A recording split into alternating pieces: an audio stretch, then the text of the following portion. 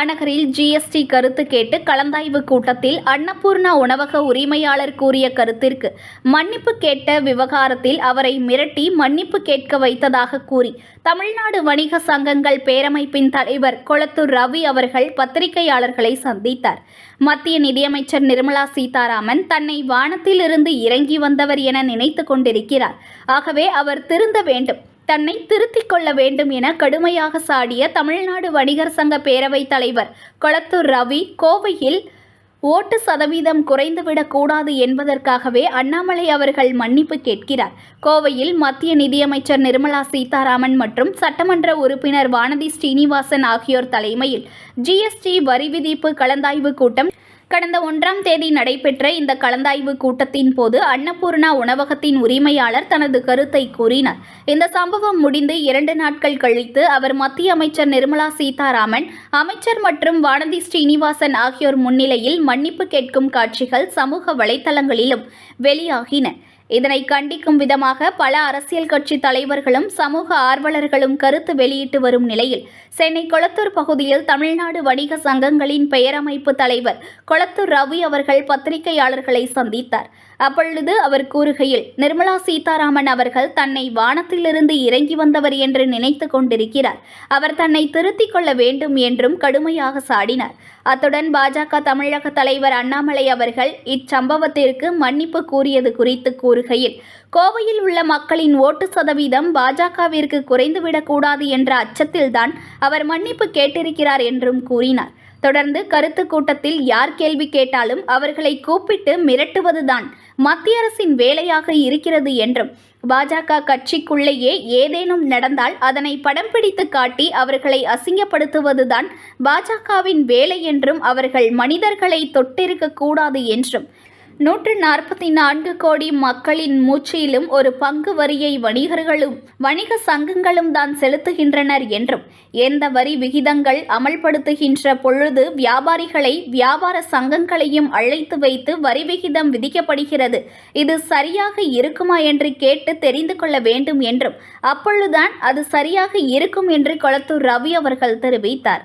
வணிகர் சங்கங்களின் பேரமைப்பின் சார்பாக மறைந்த வணிக காவலர் சுதேசி நாயகன் வணிகர்களெல்லாம் வணிக சங்கங்களத்தை எல்லாத்தையும் ஒருங்கிணைந்து ஒரே கொடையில் கொண்ட மறைந்த வெள்ளையன் அவர்களுக்கு இரங்கலை தெரிவித்துக் கொண்டு, கடந்த 11ஆம் தேதி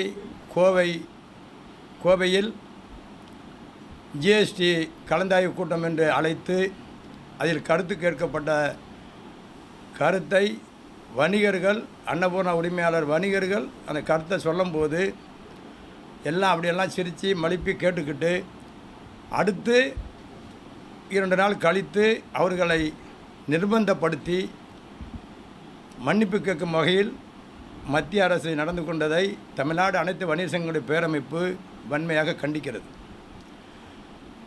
குறிப்பாக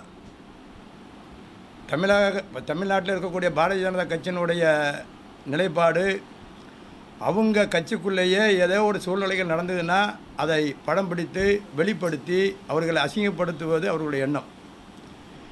வணிகர்களை அவர்கள் எந்த வகையிலையுமே தொட்டுக்கக்கூடாது. இன்றைக்கி 140 கோடி மக்களுக்கும் 1/3 பங்கு வரியை ஈட்டி கொடுக்கக்கூடிய அமைப்பு தான் வணிகர்களுடைய அமைப்பு, வணிக சங்கங்கள்.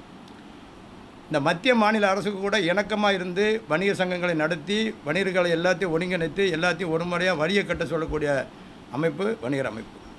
இந்த வணிகர் அமைப்பை கூப்பிட்டு வச்சு ஏற்கனவே எந்த வரி போட்டாலும், எந்த அரசு, இந்த அரசு இல்லை, எந்த அரசு இருந்தாலும் வணிகர் சங்கங்களை அழைத்து உட்கார்ந்து கேட்டு அந்த வரியை அமலுக்கு கொண்டு வரணும். அப்போ தான் அதோடைய குறை நிறைகள் தெரியப்படுத்தும். ஏதோ ஒரு நிதியமைச்சர் வந்து உட்கார்ந்துக்கிட்டு 10 வருஷமாக கிட்டத்தட்ட ரொம்ப அவங்க தாண்டோனித்தனமான முடிவை தான் எடுக்கிறாங்க. கடந்த 3 மாதத்துக்கு முன்னாடி கூட தென்பகுதியில் ஒரு கருத்து கேட்கும் பொதுக்கூட்டத்தில், பொது மேடையில் பொதுமக்களை ஒரு கருத்து கேட்கும்போது, இது ஒன்றும் மலேசியா, ஜப்பான், சிங்கப்பூர்லாம் இல்லை, இந்தியா அப்படிங்கிற ஒரு கருத்தை ஒரு அவமானமாக பேசக்கூடிய அளவுக்கு நடந்துக்கிறாங்க. இங்கே பார்த்திங்கன்னா இந்த முரண் மட்டும் இல்லை, ஏற்கனவே தென்பகுதியில் வெள்ள பாதிப்பு மிகப்பெரிய அளவில் வணிகர்கள் கடைகள்லாம் சேதமடைஞ்சு தூத்துக்குடி மாவட்டம் நெல்லை மாவட்டம்லாம் மிகப்பெரிய அளவில் பாதிப்படைஞ்சு கிடக்கும்போது அந்த அம்மாட்ட கேட்குறாங்க. அந்த அம்மா கேலி கிண்டலமாக பேசிட்டு போனாங்க. என்ன பெருசாக வரி கொடுத்துட்டாங்க, என்ன தந்துட்டாங்க அப்படின்னு. அவங்க ஏதாவது ஒரு குறை சொல்லணும்னா மாநில அரசை சாடுறது, மாநில அரசை சாடி வணிகர்களுக்கு எதுவுமே செய்கிறதே கிடையாது. இப்போ பார்த்தீங்கன்னாச்சுன்னா ஜிஎஸ்டியை வந்த உடனே நாங்கள்லாம் அதுக்கு கொடுத்துருக்கோம், குரல் கொடுத்துருக்குறோம், கடிதம் மூலமாக கொடுத்துருக்குறோம். என்ன சொல்லியிருக்கோன்னு சொன்னோம்னா எல்லாத்தையும் ஒரே முறையாக்குங்க.